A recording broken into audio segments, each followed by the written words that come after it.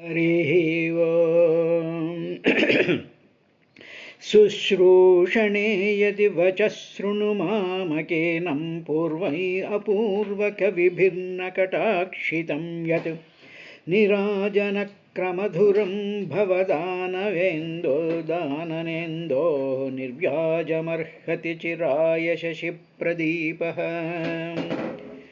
తొలుతటి వ్యాసముఖ్య కవిధుర్యుల్పల్కని సహసంబునే పలికెద వింటివేని విను పంకజలోచన నీదు మోముతో కలువలరేని సాటి అన్నగాదగదారతి పళ్ళెరంబులోపల విడి దివ్యగానతని బొట్టిని వాడియునర్పగాదగున్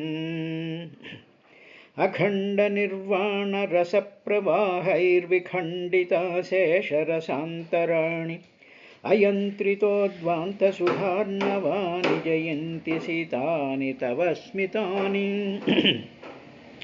కలితానందమహానుభావమున వెట్కంజందియంతం కుండలియం బొంగు సుధాతరంగిత పయోధిన్ లీల కన్పించుచున్ దళితాశేషరసాంతరంబులగులే నవ్వుల్మిటారింప గోకులకాంతాజన భోగభాగ్యమహిమంకూరంబు సెల్వందెడిన్ కామం సంతు సహస్రశః కతిపయే సారస్య ధౌరేయకాః కామం వా కమనీయతా పరిణతి స్వరాజ్యబద్ధవ్రతాః తైర్నైవం వివదామహే న చ వయం దేవప్రియం బ్రూమహే యత్సత్యం రమణీయతా పరిణతిత్వయ్యేవ పారంగత లోకములోపలన్ రసికలోకము అనేకము కల్గుగాక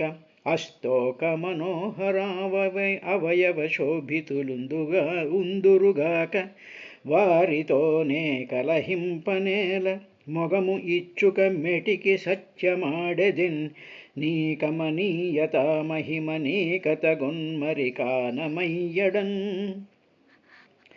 మందారమూలే మదనాభిరామం బింబాధరాపూరిత వేణునాదం గోపగోపీజనమధ్య సంస్థం గోపం భజే గోకులపూర్ణచంద్రం గోపికలోపికల్ సడలి కొల్వగ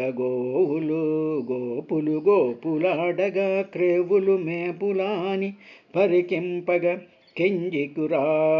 కెంజికురాకు మోవిపై మోపిన వేణునగ్గలము మ్రొయగల్పనివన్ పశించువా గోపకుమార మన్మధుని గోకులవాద్య శశిన్ భజించదన్. హరి ఓం శ్రీ గురుభ్యో నమః.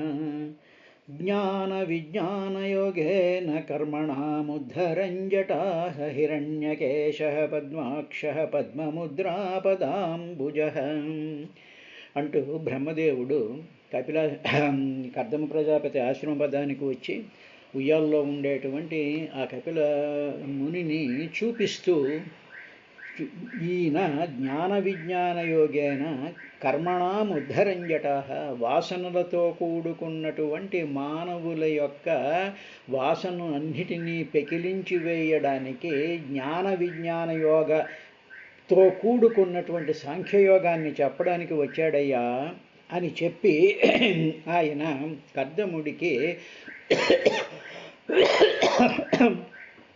కర్దముడికి కపిలావతారం యొక్క ఆ ప్రాముఖ్యతను ఆయన వివరించాడు. తరువాత ఇక్కడ జటాహ అంటే వాసనలు, ఈ వాసనలు అనేటువంటివి నేను కొంత మనవి చేశాను.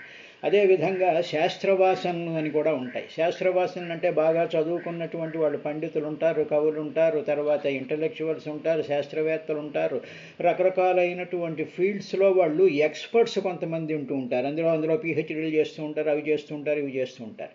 ఇలాగ చేసేటువంటి వాళ్ళ యొక్క మనసంతా కూడా వాళ్ళు చదివినటువంటి శాస్త్రానికి సంబంధించినటువంటి ఆ ఇన్ఫర్మేషన్తోనూ దానికి సంబంధించినటువంటి కర్మల వల్ల వచ్చినటువంటి ఆ జ్ఞానంతో వాళ్ళ మనసంతా నిండిపోయి ఉంటుంది. ఇలా నిండిపోయినటువంటి వాడి నుంచి ఆ వాసనలు, దాన్ని శాస్త్రవాసనల్ని కానీ మనం నిర్మూలించకపోయినట్లయితే వాళ్ళకి భగవంతుడి యొక్క తత్వం అర్థమవుతుంది.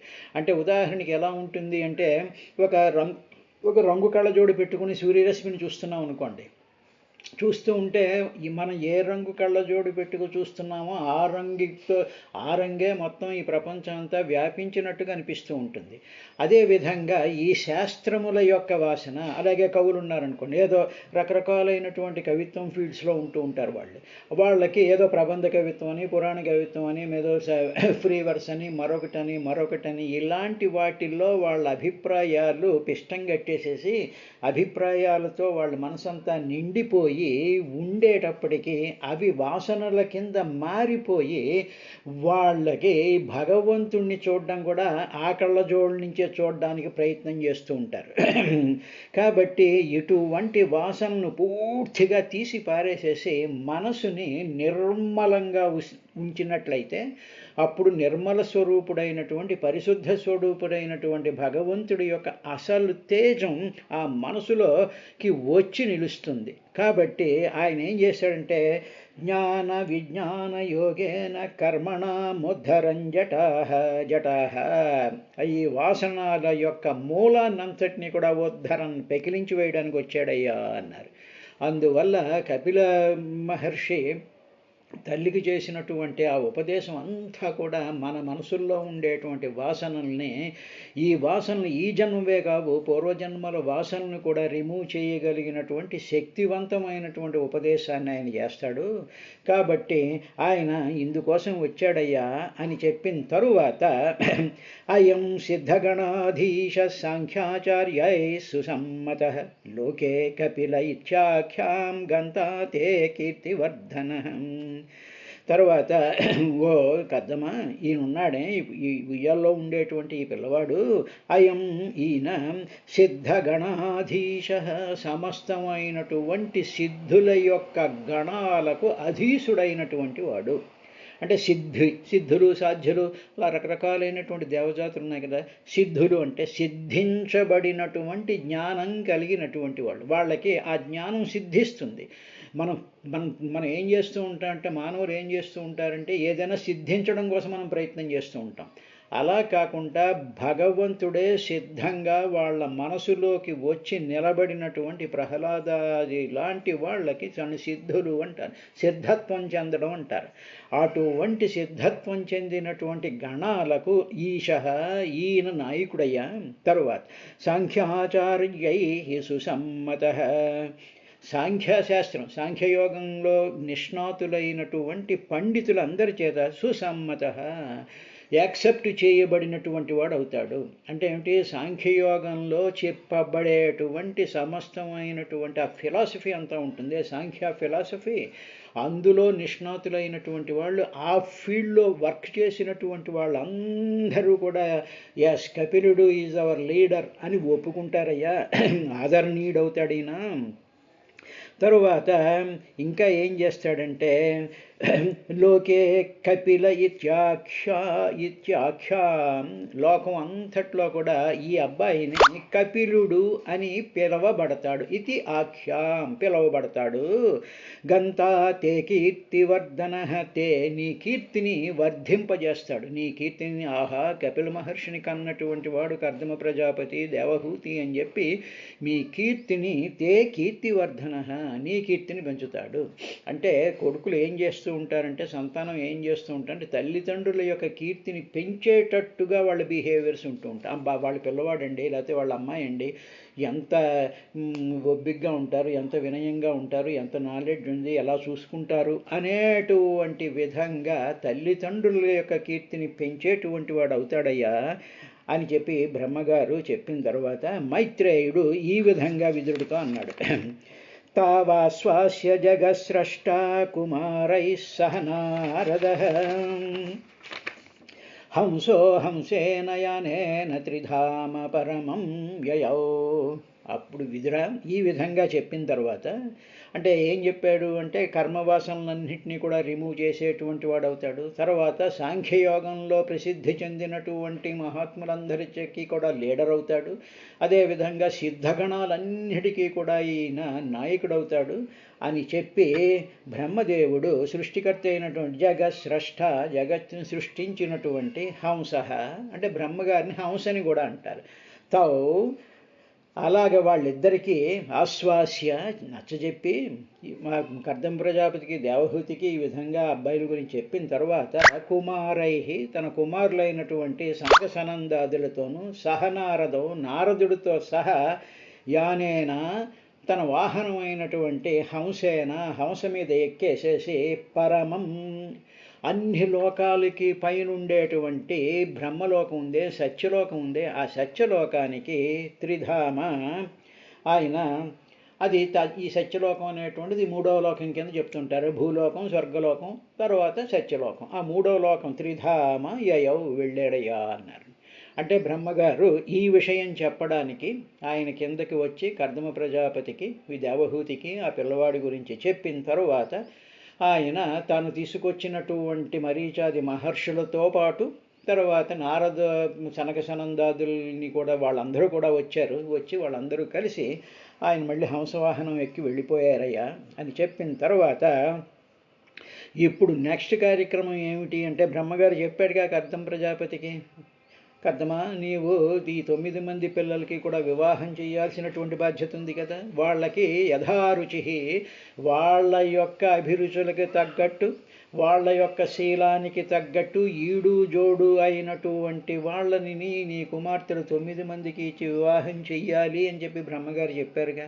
ఆ మాట తండ్రి మాట ఈయన పాటించాలిగా అని చెప్తూ విదురుడు పాటించాడయ్యా కర్దముడు అని చెప్తూ గతే శతధృతౌ క్షతః కర్దమస్తేన చోదితః యథోదితం స్వదుహిత్రూః ప్రాదాద్విశ్వసృజాం తతః. శతధృతౌ అంటే బ్రహ్మగారికి శతధృతుడు అనేటువంటి పేరు కూడా ఉంది.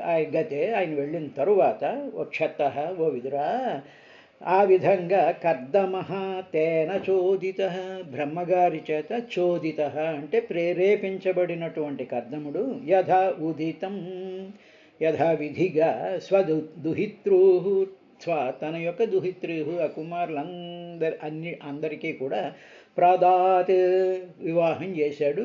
ఎవరితో? విశ్వసృజాం తతః విశ్వసృజాం అంటే విశ్వాన్ని సృష్టించేటువంటి విశ్వాన్ని ప్రొజెక్ట్ చేసేటువంటి ఆ ప్రజాపతులకు ఆయన ప్రాదాత్ వివాహం చేశాడు అని చెప్పిన తర్వాత ఎవరితో ఇచ్చి వివాహం చేశాడు అనేటువంటి డీటెయిల్స్ని విదురుడికి మైత్రేయ మహర్షి చెప్తున్నట్టుగా సుఖబ్రహ్మ పరీక్షణ్ మహారాజుకి ప్రాయోపవేశ దీక్షలో ఉండేటువంటి పరీక్షణ్ మహారాజుకి చెప్తున్నట్టుగా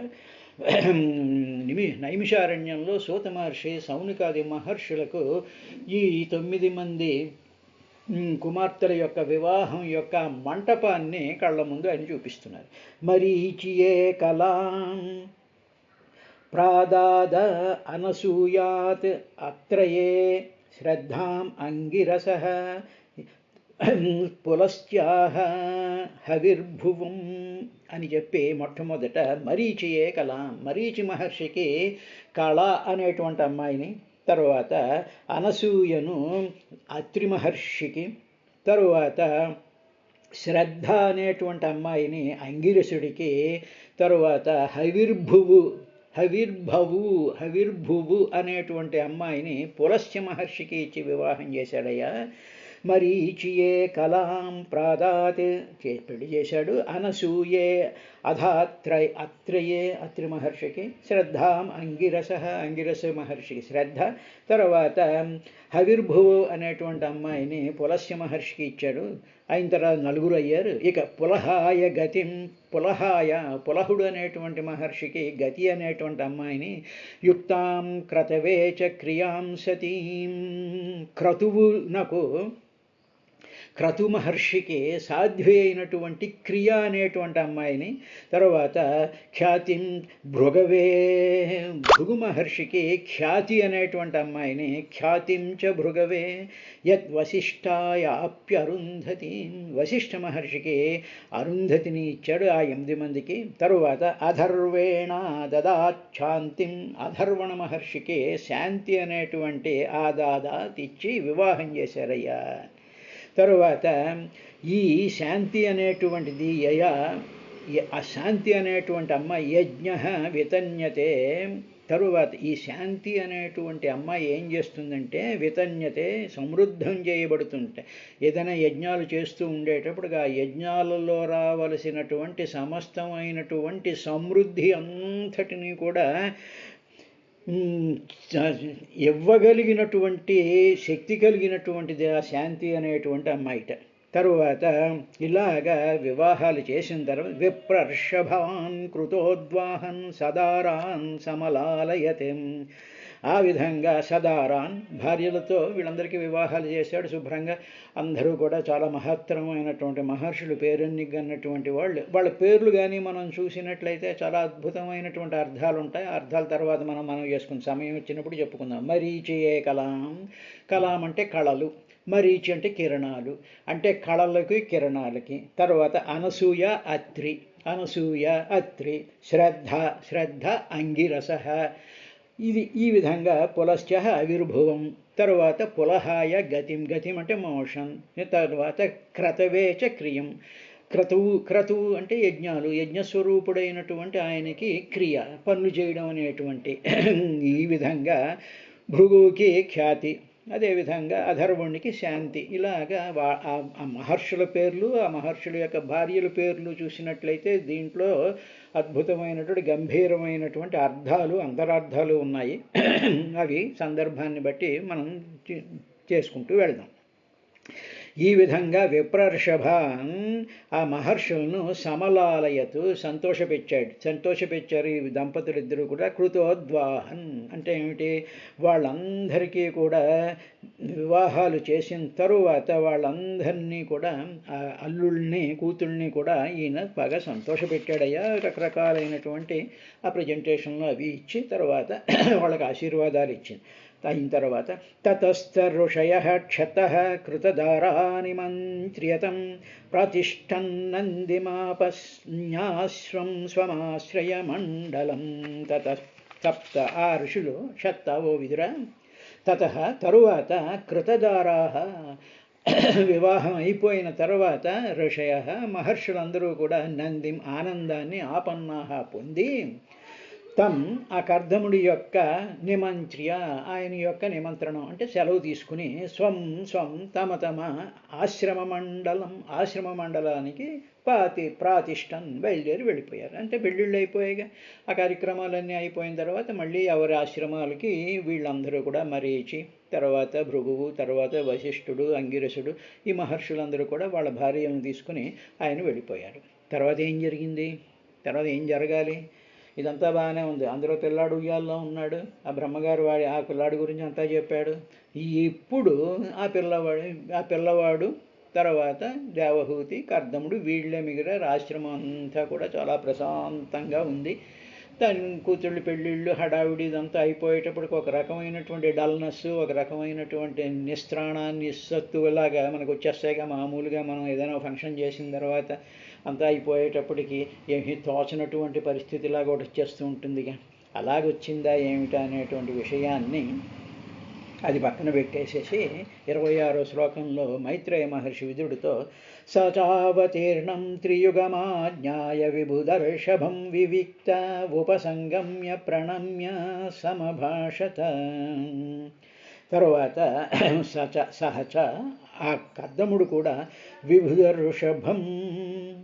విభుధులు అంటే దేవతలు, ఋషభం అంటే దేవతల్లో శ్రేష్ఠుడైనటువంటి త్రియుగం శ్రీహరిని అవతీర్ణం.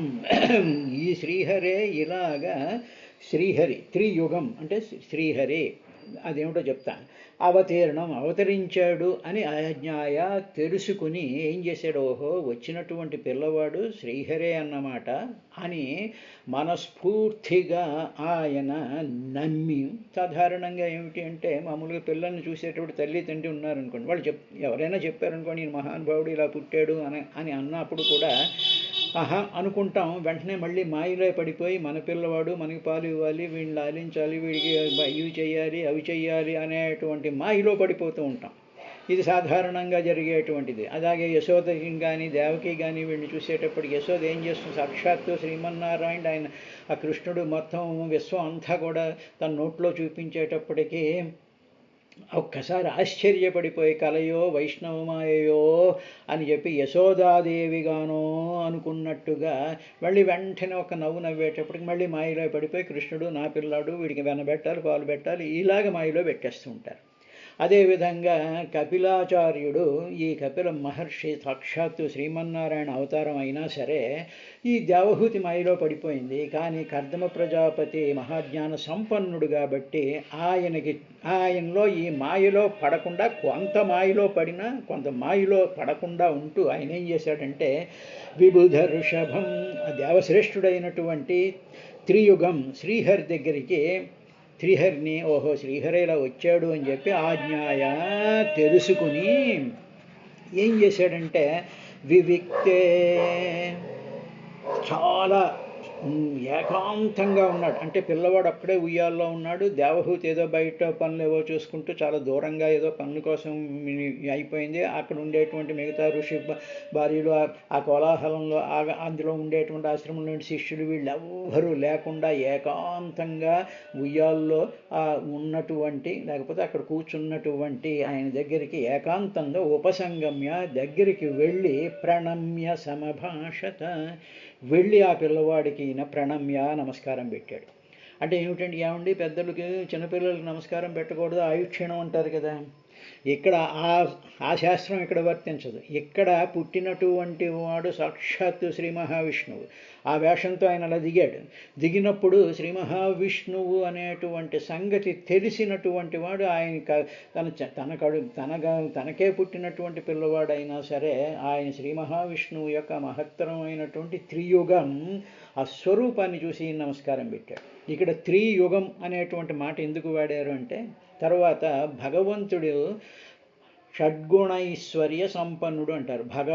భగవాన్ అనేటువంటి పదానికి అర్థం ఏమిటంటే 6 గుణములు కలిగినటువంటి వాడు. త్రి అంటే 3, యుగం అంటే 2, 3 × 2 అనమాట త్రియుగం శ్రీహరి. ఆ 6 గుణాలు ఒక్క భగవంతుడికి మాత్రమే ఉంటాయి. దేవతలకు ఉండవు మళ్ళీ ఆ గుణాలు. దేవతలు వేరు, భగవంతుడు వేరు. కాబట్టి దేవతలు భగవంతుడు కారు. అందువల్ల మామూలుగా ఉండేటువంటి మనుషులు కానీ వీళ్ళు కానీ వాళ్ళు మామూలు మనుషులే అవుతారు తప్ప వాడు భగవంతుడు అనేటువంటిది ఎప్పుడు కూడా ఉండకూడదు.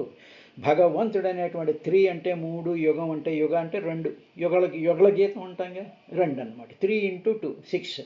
ఏమిటా 3 × 6 అంటే మొట్టమొదటి ఈశ్వర భావం, అంటే మొత్తం అన్నిటినీ కూడా కంట్రోల్ చేసేటువంటి శక్తిని ఈశ్వర అంటారు. తర్వాత వీర్యము, సమస్తమైనటువంటి శక్తి. ఇక ఆ శక్తికి ఇంకొక కంపారిజన్ లేనటువంటి శక్తి వీర్యం కలిగి ఉంటుంది. యశస్సు అంటే ఆ భగవంతుడి యొక్క కీర్తి అంతా కూడా వ్యాపించిపోతుంది. కీర్తి అనేటువంటిది ఏమిటి అంటే మామూలుగా మనం అనుకునేటువంటి ఫేమ్ కాదు, మనిషి యొక్క ఫేమ్ కాదు.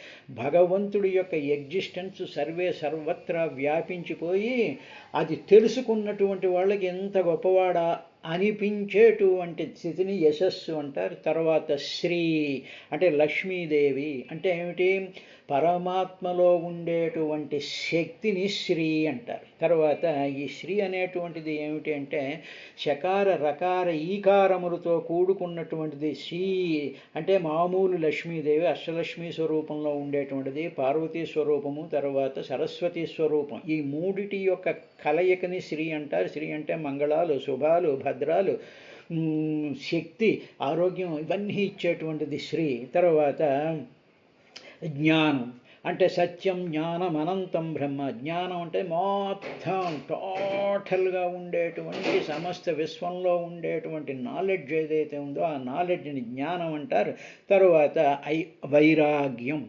ఈ 6 వైరాగ్యం అంటే ఈ జ్ఞానం కలిగినటువంటి వాడు భగవంతుడి యొక్క స్వరూపం కోసం ప్రయత్నిస్తూ ఉండేటువంటి వాడికి సృష్టిలో ఉండేటువంటి ఈ పదార్థాలు ఏవి కూడా మోహంలో పెట్టకుండా ఇవన్నీ భగవంతుడు కల్పిస్తూ ఉండేటువంటి మాయ అని చెప్పి సంసారంలో ఉంటున్నట్టుగా ఉండి ఏ విధమైనటువంటి అంటింపు లేకుండా చెయ్యగలిగినటువంటి ఈశ్వర భావము, వీర్యము, యశస్సు, శ్రీ, జ్ఞానము, వైరాగ్యం ఈ 3x2 ఎక్కడైతే ఉంటాయో అటువంటి దానిని భగవంతుడు అంటారు. అందువల్ల సా అవతీర్ణం త్రియుగం అటువంటి భగవంతుడు అవతీర్ణ వచ్చాడు అని చెప్పి కర్దమ ప్రజాపతి ఉపసంగమ్య వివిక్తే ఏకాంతంగా అక్కడ ఉన్నప్పుడు వెళ్ళి ప్రణమ్య సమభాషత, వెళ్ళి ఆయనకి నమస్కారం చేసి, ఆ పిల్లవాడికి నమస్కారం చేసి ఈ విధంగా అన్నాడయ్యా విదురా అని చెప్తూ,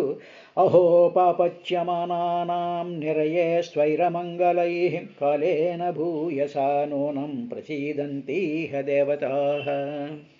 అహో ఆశ్చర్యం, తమ పాపాల చేత నరకం వంటి సంసారంలో పడిపోతూ ఉండేటువంటి జనుల మీద ఇంతకాలానికి ప్రసీదంతిహ, ఈ దేవతలందరూ కూడా ఈ జనులు పడుతూ ఉండేటువంటి సంసార బాధలను అన్నీ చూసి దేవతల అందరూ కూడా అనుగ్రహం కలిగి వాళ్ళందరూ వెళ్ళి ఆ స్వామిని ప్రార్థిస్తే ఆయన ఈ రూపంలో వచ్చాడు.